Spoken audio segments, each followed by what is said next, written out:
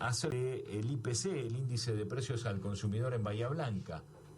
Sí, bueno, la medición del último mes, de febrero, arrojó un 6,2% de inflación en la ciudad de Bahía Blanca, con una muy leve desaceleración de lo que fue el mes pasado, ya 6,5 en enero, el primer mes del año, perdón.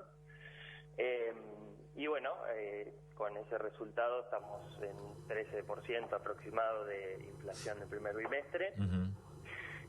Y una interanual que está ya a poco se va acercando a los 3 dígitos, está alrededor del 93%.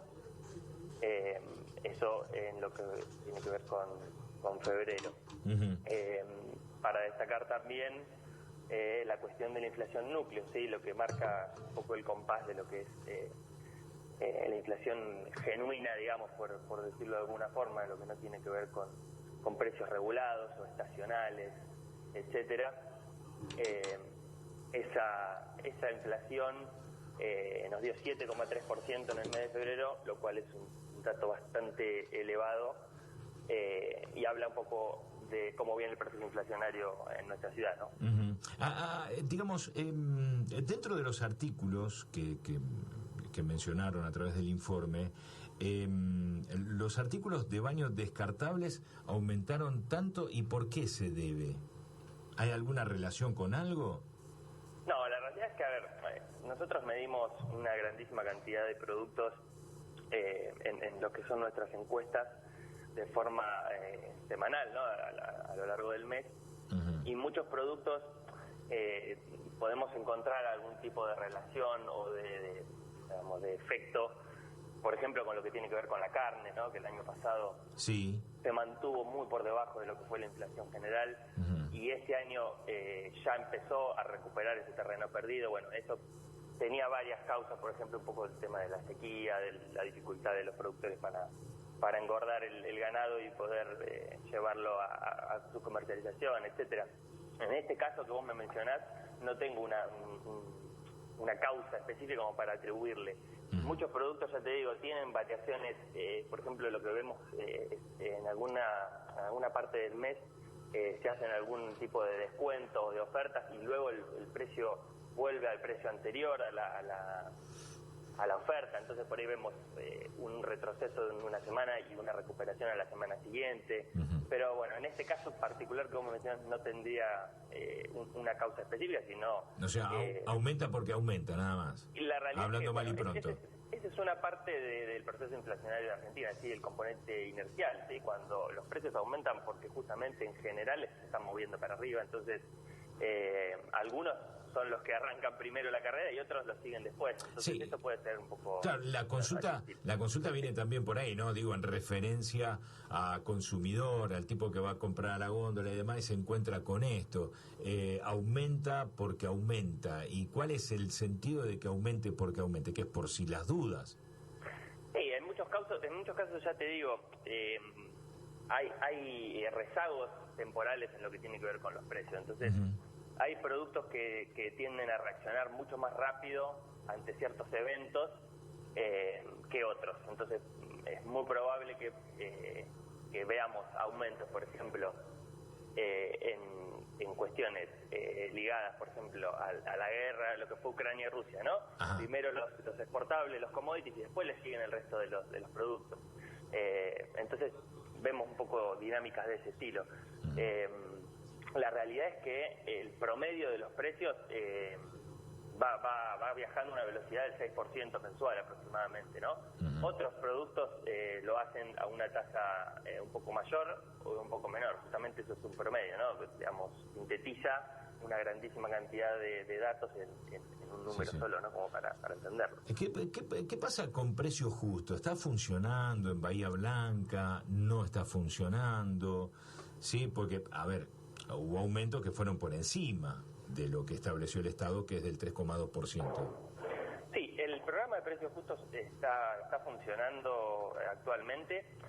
El problema es, creo yo, pensar que eso puede llegar a marcar el compás de lo que tiene que ver con la inflación en nuestra economía.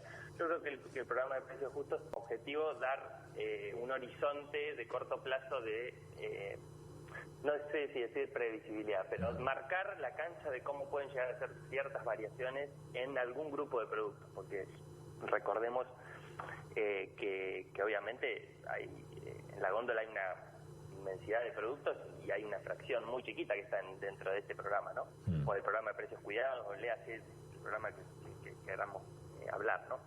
Entonces, uno por ahí se extraña y decir, bueno, ¿cómo que estamos teniendo este tipo de mecanismos de control de precios y tenemos una inflación del 6% promedio mensual? Y la realidad es que hay muchos productos que escapan a ese programa y obviamente van a tener una dinámica propia de incrementos de precios, ¿no? Entonces, lo que pretende, me parece a mí, el programa es un poco dar este camino de regular las variaciones, porque no es un congelamiento, es una variación administrada de precios, ¿no? Porque hay un límite al alza de los productos que forman parte del convenio, y el resto sigue su dinámica propia, que ya le digo, o sea, está más relacionada con este 6% que estamos midiendo aproximadamente en estos meses de 2023. Sí. Bueno, productos como, por ejemplo, la leche fresca o en polvo también han tenido un aumento tremendo.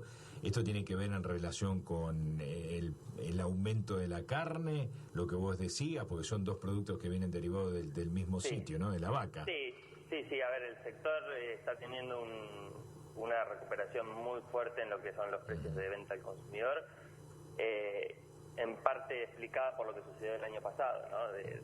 La sequía ha pegado muy fuerte, también estamos en niveles de demanda bastante bajos y una oferta que no es muy abundante, digamos, termina de configurar ese panorama de que los precios de la carne y lo que tiene que ver también con los lácteos van a tender a crecer bastante fuerte este año, un poco para recuperar el gap del año pasado, ¿no? Con el resto de los precios, porque como por ahí mencioné en alguna nota anterior, aproximadamente la carne aumentó un 50% el año pasado y la inflación fue más del 80%. Entonces tenemos ahí unos 40 puntos aproximadamente que la carne va a tender a cortar este año, lo que significa que va a tener que subir más que proporcional al resto de los precios de la economía, ¿no? A pesar de haber entrado en cortes cuidados.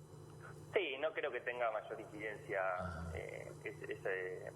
esa política, digamos, lo que tiene que ver con determinación de estos precios. Ajá. Bueno, ¿cómo ve el CREVA el 2023 para Bahía Blanca en tema económico del índice de presión? Bueno, la realidad es que nosotros... Sí, es que hay alguna proyección, supongo que sí, pero... Bueno, justamente iba a mi aclaración. Perfecto. No nos dedicamos a hacer proyecciones. Bueno. Pero, a ver, viendo cómo empieza el año y pensando un poco en lo que yo le comentaba al principio de la inercia inflacionaria, yo no creo que tengamos una significativa baja en la inflación este año. Creo que el presupuesto hablaba de un 60%, si no me equivoco. Y la verdad es que, bueno, como siempre decimos, el presupuesto es un conjunto de variables que están estimadas, que siempre, digamos, reflejan un poco las buenas intenciones, por decirlo de alguna manera, del gobernante de turno.